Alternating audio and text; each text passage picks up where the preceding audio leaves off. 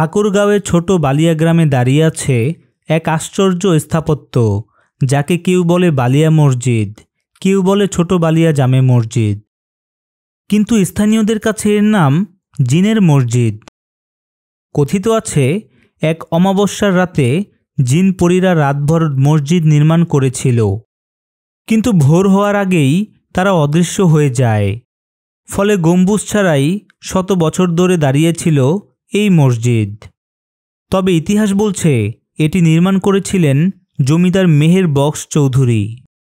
দীর্ঘ সময় অসম্পূর্ণ থাকার পর 2010 সালে প্রত্নতত্ত্ব অধিদপ্তরের উদ্যোগে মসজিদটি যোগ হয় গম্বুজ। আজও লোককথা আর ইতিহাসের মিশলে বালিয়া মসজিদে রয়ে গেছে রহস্যময় ঐতিহ্য হিসেবে।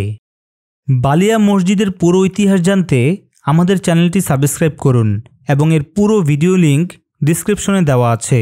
ধন্যবাদ।